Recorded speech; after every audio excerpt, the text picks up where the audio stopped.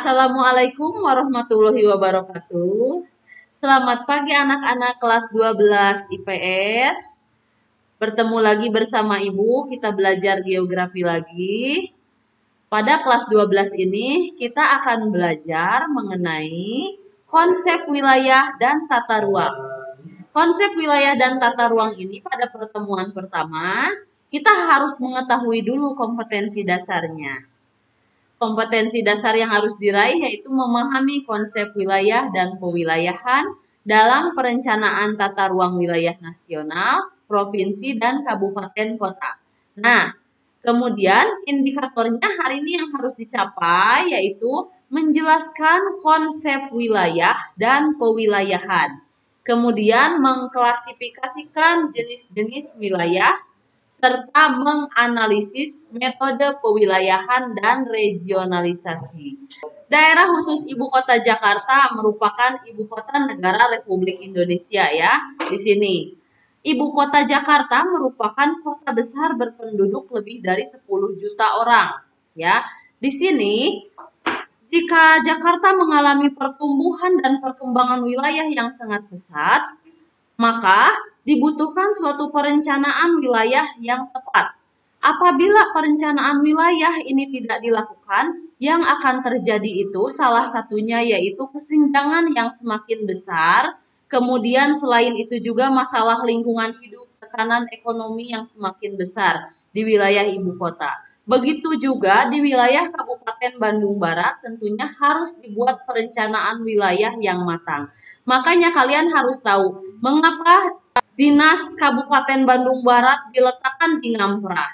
Nah, itu tentunya memiliki alasan yang jelas gitu ya. Nah, pengertian wilayah. Wilayah adalah bagian atau daerah di permukaan bumi yang dibatasi oleh kenampakan tertentu yang bersifat khas dan membedakan wilayah tersebut dari wilayah lainnya. Nah, wilayah itu sama dengan ruang, sebuah ruang, satu wilayah, satu lingkungan yang dibatasi oleh kenampakan tertentu yang khas. Misalnya, Cipeundeuy wilayah khasnya, misalkan di sini dibatasi oleh hal apa di sini? Nah, apakah dari faktor kesamaan tanahnya atau topografinya di dataran rendah sehingga dibuat Danau Cirata? Nah, itu merupakan wilayah Cipeundeuy, wilayah Lembang. Kenapa semuanya dibatasi wilayah Lembang? Karena memiliki kesamaan khasnya itu beda dengan yang lainnya karena merupakan daerah yang dingin. Nah, itu ya. Ini merupakan pengertian wilayah. Nah, pewilayahan ini lebih luas. Kalau wilayah hanya satu ruang, jika pewilayahan dalam geografi disebut juga geografi regional. Pengelompokan wilayah di permukaan bumi berdasarkan kriteria tertentu yang membedakan antara wilayah satu dengan wilayah lainnya. Wilayah Kecamatan Cikalong, Kecamatan Padalarang, Kecamatan Lembang, Kabupaten Bandung Barat itu merupakan satu daerah yang disebut pewilayahan yang terdiri dari berbagai macam kecamatan, gitu ya. Nah, oke, sampai sini paham? Satu indikator tadi sudah tercapai yaitu konsep wilayah dan pewilayahan. Kemudian yang kedua yaitu jenis-jenis wilayah. Lihat di sini pewilayahan secara geografi.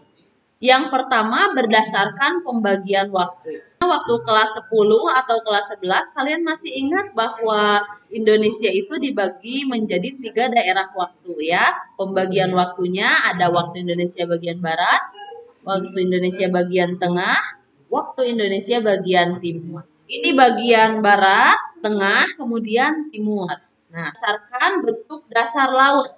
Nah, pada awalnya Indonesia itu belum menjadi sebuah pulau yang besar, namanya dahulu itu adalah Sundaland. Nah, kemudian terpecah-pecah akibat pergerakan lempeng tektonik, terbagi menjadi paparan Sahul, paparan Sunda, dan peralihan. Ini gambarnya. Gambarnya ini merupakan dibatasi paparan Sahul, ini paparan Sunda. Paparan Sahul ini Australia dengan Papua ya lempengnya. Kemudian ini lempengnya Asia ya, Sunda, paparan Sunda. Peta batimetri ini bisa menunjukkan perbedaan antara flora dan fauna di Indonesia ya. Itu pelajaran kelas 11.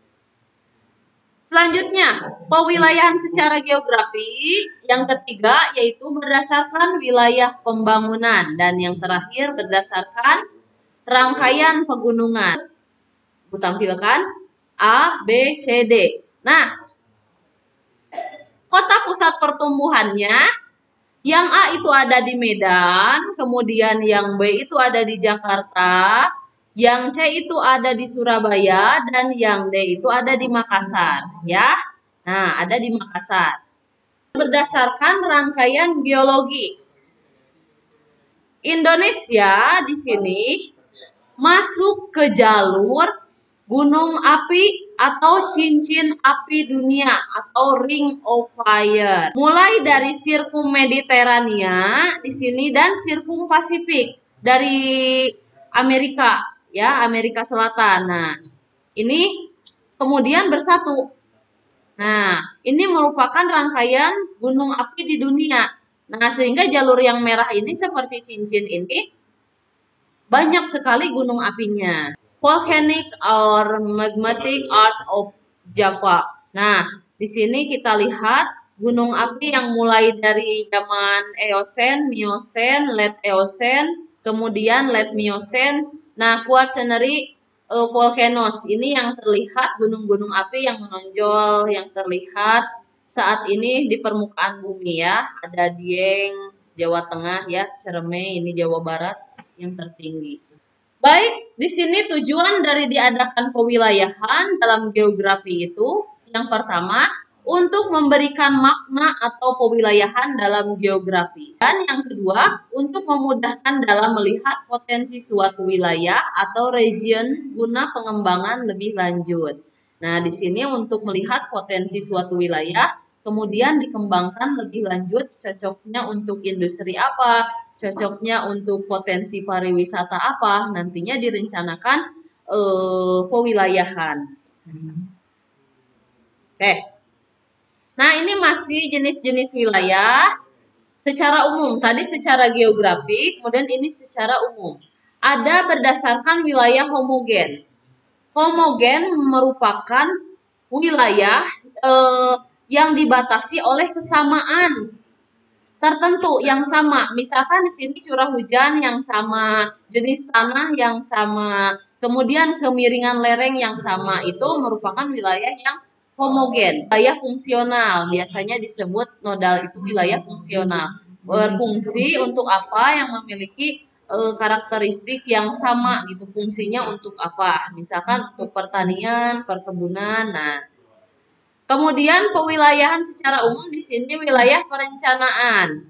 Nah, wilayah perencanaan biasanya seperti kalau dicontohkan wilayah perencanaan yang terbaru misalkan kita akan membangun sebuah perumahan. Nah, perumahan itu merupakan suatu wilayah perencanaan di mana akan dibangun rumah, di mana akan dibangun taman, di mana akan dibangun departemen store, di mana akan dibangun misalkan tempat-tempat rekreasinya. Nah, itu merupakan wilayah yang direncanakan, yang awalnya itu kosong wilayah itu, kemudian dibentuk suatu perencanaan. Dan perencanaan ini tidak hanya dilihat 1 atau 2 tahun saja, tapi dilihat 20 tahun ke depan. Berikutnya wilayah administrasi. Wilayah administrasi kita lebih kenal dengan misalkan wilayah Kecamatan Cipeundeuy, wilayah peta wilayah Kabupaten Bandung Barat. Itu merupakan wilayah administrasi.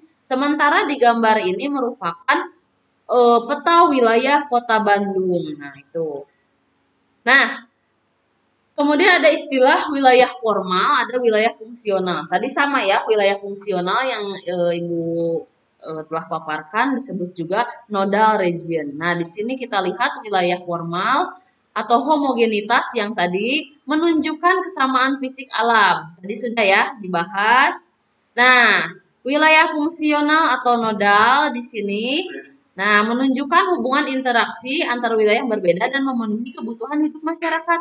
Fungsinya untuk apa? Misalkan dataran rendah menghasilkan padi, wilayah pesisir menghasilkan ikan, wilayah Cipendei misalkan Kecamatan Cipendei menghasilkan ikan, menghasilkan apalagi misalkan kacang-kacangan ya, atau ketika musim yang terkenal itu menghasilkan rambutan, nah gitu ya. Oke. Nah, di sini lihat ini menganalisis tadi regionalisasi ya. Poin ketiga ini anak-anakku. Ini wilayah berdasarkan kategorinya di sini. Nah, gini. Intinya ini tidak usah dibaca, silahkan jika mau dibaca lebih seksama. Single topic region. Artinya ini membicarakan satu topik wilayah. Misalkan di sini contohnya wilayah yang kemiringan lereng, misalkan di sini ya, datar, landai atau terjal. Berarti itu hanya membicarakan single satu topik ya. Misalkan kemiringan lereng. Nah, setelah ini masuk ke nomor 2, combine topic region. Artinya dari sini ada kombinasi antara single topik kemudian ke sini. Nah, dari kemiringan lereng di sini biasanya akan berhubungan dengan apa jika lerengnya semakin tinggi suatu lereng, lerengnya tempatnya semakin tinggi, suhu atau temperatur semakin rendah. Nah, berarti itu udah masuk ke combined topic region. Nah, tadi udah kemiringan lereng, kemudian di sini suhu. Nah, masuk ke multiple topic region. Ini yang ketiga. Artinya di sini ketika kemiringan lerengnya misalkan datar ya, temperaturnya dingin, multiple ini cocoknya untuk wilayah apa? Nah, di sini masuk wilayah pertanian. Artinya di sini sudah masuk single topic region dan combined topic region. Nah, ya, wilayah pertanian. Kemudian masuk keempat, total region. Nah, total region ini wilayah pertanian ini yang menghasilkan sayuran di dataran tinggi itu di mana wilayahnya? Misalkan Kecamatan Lembang. Nah, ini total region. Artinya kita berbicara satu Kecamatan Lembang, di sub-sub ya, di poin-poinnya ada single, combine, dan multiple akan menghasilkan total region. Kemudian yang terakhir, package region. Artinya di sini semacam wilayah perencanaan. Nah, dari sini kecamatan, misalkan ya, Kecamatan Lembang penghasil sayuran di dataran tinggi, kemudian temperaturnya dingin, direncanakan di sini perencanaan untuk apa? Mendistribusikan atau menjadi hinterland wilayah Kota Bandung kah, wilayah Kota Subang kah, ya. Di sininya direncanakan nanti sayuran-sayuran itu direncanakan akan didistribusikan kemana? Wilayah ini tidak boleh menjadi bangunan, jadi harus tetap menjadi perkebunan gitu ya. Nah, itu wilayah berdasarkan kategorinya. Paham sampai sini anak-anakku? 3 indikator hari ini telah kita capai. Terima kasih. Silahkan komentari videonya sebagai kehadiran kalian. Nanti silahkan lihat tugasnya. Terima kasih. Assalamualaikum warahmatullahi wabarakatuh.